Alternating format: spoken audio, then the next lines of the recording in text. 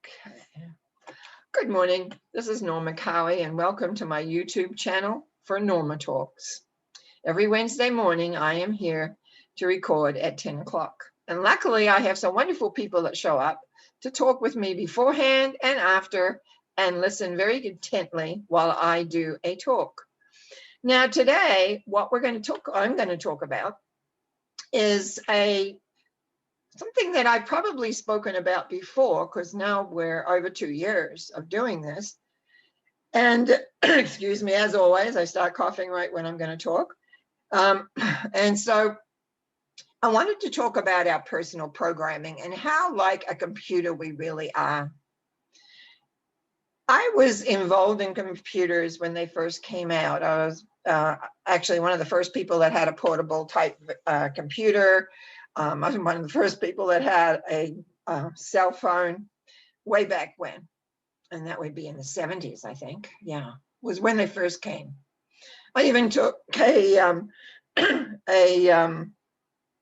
programming course, but that wasn't really where my interest is. And I always worked with computers. And the same point is that I didn't really, it bypassed me actually for a while there where I didn't have a clue what was going on. But I always used them in my business and I used them as time went on. But that was not what I was going to say. What I wanted to say was when I first discovered how computers worked, my first thought was they have recreated the subconscious mind. So let's think about the subconscious mind. Unfortunately, we don't hear too much about it, but that's where everything is. That's all your programming. That's where your programming lies, is in your subconscious. What do we do when we want to pull something up? We type something in and the program pops up. In life, what we do is we have a situation that comes up, and guess what? A program pops up. It could be a program which says, I don't want anything to do with this. I'm out of here. It could be a program that says, oh, this looks exciting. Let me take a look at that. It could be a program that says, I'm just going to sit here quietly and see what unfolds. But it is a program. And that's what most people don't realize, is that we're actually running our lives based on programming that we have inside of us, which is housed in what we call the subconscious mind. Now, how did we get this programming? According to me, and that's all I can really go by, is that it begins sometimes before we're even born. So let's take a look at this. An egg and a sperm get together and they start growing and creating a baby. Now the soul, which is the third component, I need to start at the beginning. It takes 3 parts to create you. It takes an egg from your mother, a sperm from the father, and your soul, which gives you life. Sometimes the soul is not really mentioned as much as maybe it could be, for sure, but it's a very important part because it is the one thing that gives you that spark that makes each one of us slightly different because of the soul's journey. Now, even in the body of the child, even if the soul is not joined with it yet, there is programming that's coming from your mother, the programming that comes in from your father. I remember learning quite young how in the genetic part of it is that there's a fight that goes on about what kind of nose you're going to have, what kind of, hairline maybe, what kind of color of your eyes, all of those things that the two opponents kind of fight. And it's like, well, we start off in the beginning with a fight going on as to who's going to have supremacy. Are you going to look more like your father or like your mother, like 2 generations back? Like often they say a child is more like the grandmother, and that's because the mother's eggs were created in the grandmother. Again, I've always loved genetics and how things work. So decisions can be made. Now, often what I have found is if the mother is having a tough time at around 2 months, 2.5 months, that is when the first decisions start. And what do I mean by decisions? I once had a client who had an anger issue, tremendous anger. He would explode all over the place. And then word had started to go out that I did transformation type work. And so he started coming to see me. And when we actually went back, it was like kind of in a trial process, you could say that we did.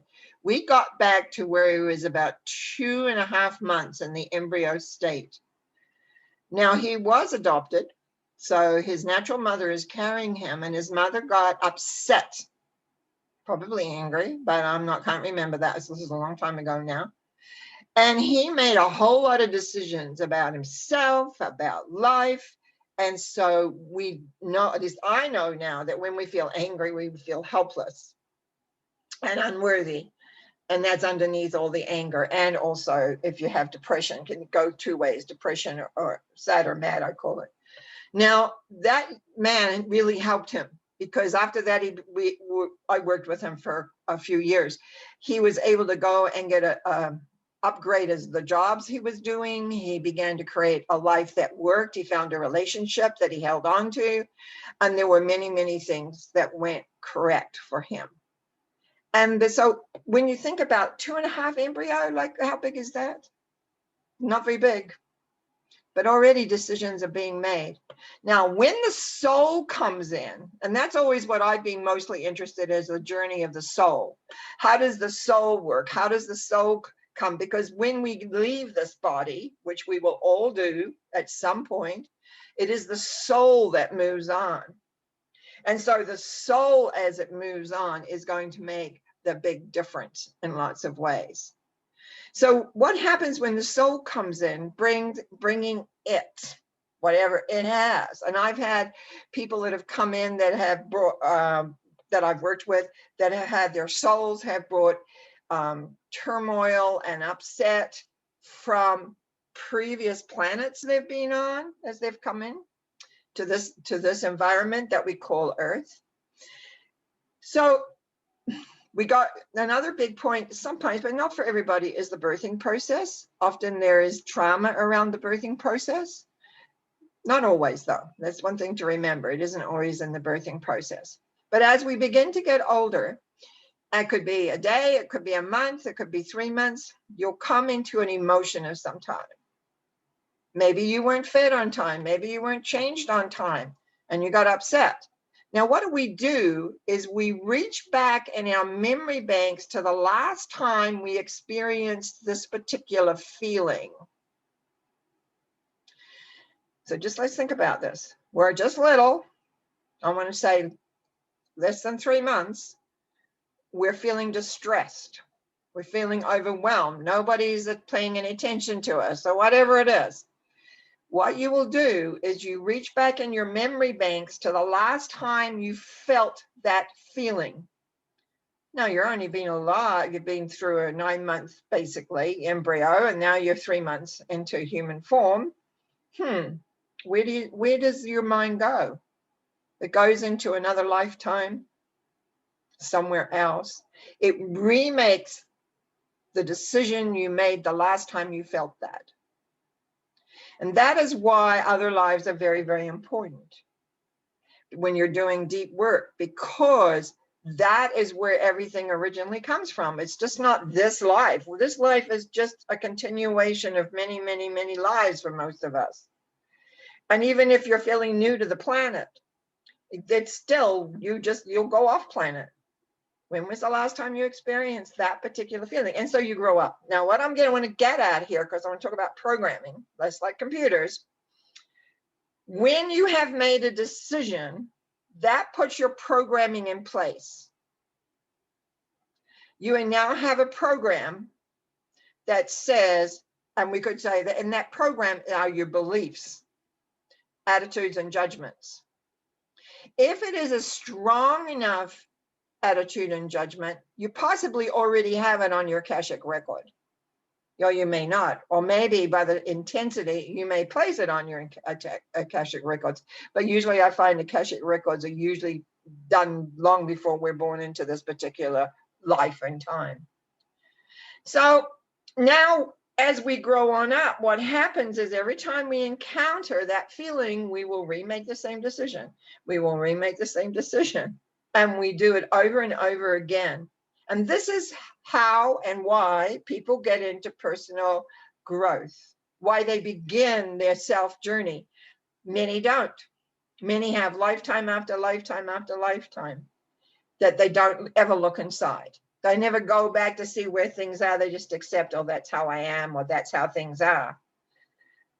But believe me, if I hadn't been gone on a personal journey, which began when I was like 20 years old, and because I wanted to figure out what was going on within me, because I was pretty fragmented based on my early years. And it became exciting to discover what decisions I'd made, where I'd originally made them, but more importantly, to be able to clear and become more aware of what you're thinking and what you're doing. And the more aware you become, it's like you become more conscious. Am I perfect? No, I'm not. I still have stuff. I go, oh, that's from there. And I do what I have to do. But this last week, I've been very emotional, and I've been very kind of feeling down, like thinking, why am I here still? I have no idea. And a lot of it is because we're still in lockdown where I live, not severely, but enough that I'm feeling that I can't go where I want to go. And I don't like that. Never have. I've always been a little bit of a traveler. I like to go places. I like to do things. So I am planning when it comes next month, because we're almost out of February, but the end of March, I'm hoping to make some small trips to see some people. But I don't know. A lot's going to depend on whether we're still in lockdown or not. Now, some people have lived in lockdown for a year. We have had it fairly easy where I live.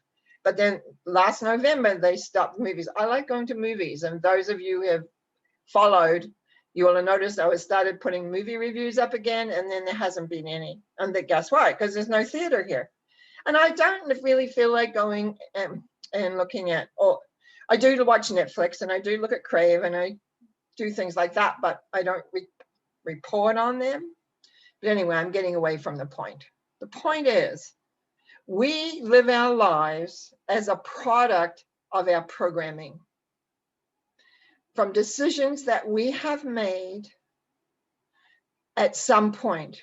And it's the first time we experienced a feeling. That's why most of our programming goes back to when we're little.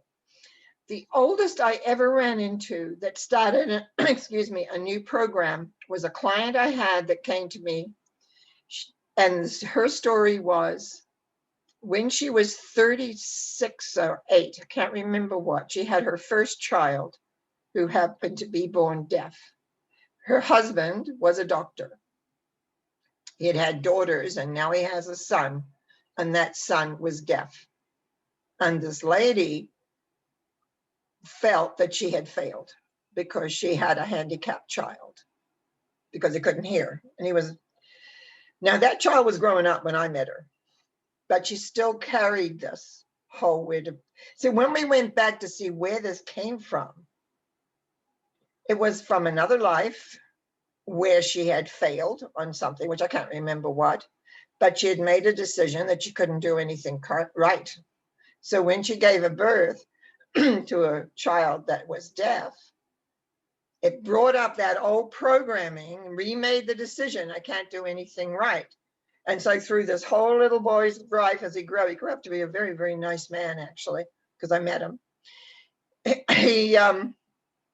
She always felt she wasn't doing it good enough, or she wasn't right enough, and all that stuff that goes on very often in the back of our minds.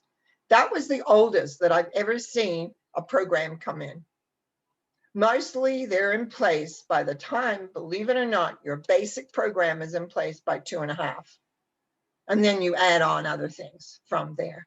But the baseline is often before you're even verbal.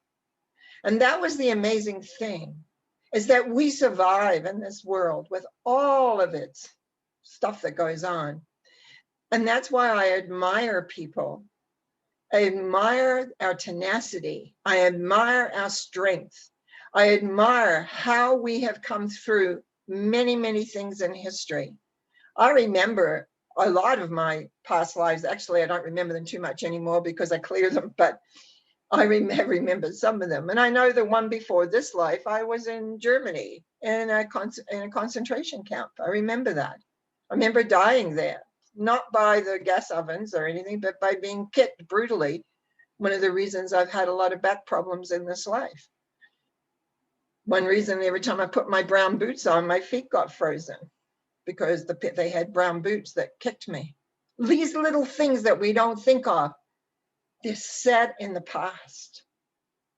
And that is why we are intelligent. That is why we are courageous. That is why we keep coming and learning and growing, so that we can understand the value of who we are. And when we see things that are not correct in life, that we've lived through before, and we know, oh, that is not good. Inside, we know that we can speak out and say, hey, this isn't correct. Because we are courageous beings. We are human beings. We have feelings. This is a feeling planet, and we have feelings. And no matter what our program is, it's all based around feelings. When we have a feeling, we reach back, we remake the same decision that we had before. And so we can change those decisions. There are techniques. That's one of the things I do for people, to change those. I work on myself quite regularly, actually. Less and less as I got older, because a lot of it was cleaned up. But it's still, every now and again, I go, no, I need to take a look at where that's coming from. Because with right now, the collective consciousness, that means everybody's subconscious that sends out thoughts into the collectiveness of us all, isn't very happy, which is one reason I believe, as I check with my friends, are you emotional this week?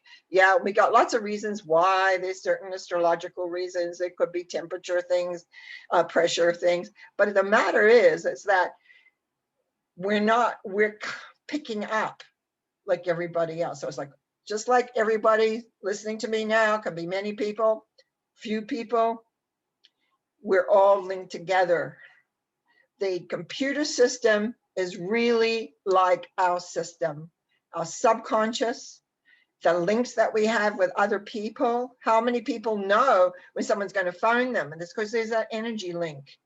How many people are aware when, I don't know why, I just don't feel good. I don't know what's going on. And yet somewhere in the world, you'll read something happened. That's because we're not just alone. We are not alone, because this invisible web is happening to us. We are connected to those we love. We are connected to those we don't necessarily love. It's what are we picking up? What are we doing for ourselves? Are we aware on the inside of who we are and where we're going? Because we can be our own people, but we must respect, we must honor, we must know who we are, because we're wonderful human beings, full of everything that is within us to become who we truly are. Sometimes I forget that, like everybody does, but often I remember it. And when I do, it makes me feel proud to be a human at this time. So on that note, I want to thank you for listening. I want to thank you for subscribing. I want to thank you for liking and making the comments. I had some lovely comments last time. It always makes my heart sing. Thank you. And also, I just want to say I'll be back on Sunday for a Sunday Thought, and again next Wednesday for the next Norma Talks. Thank you. God bless.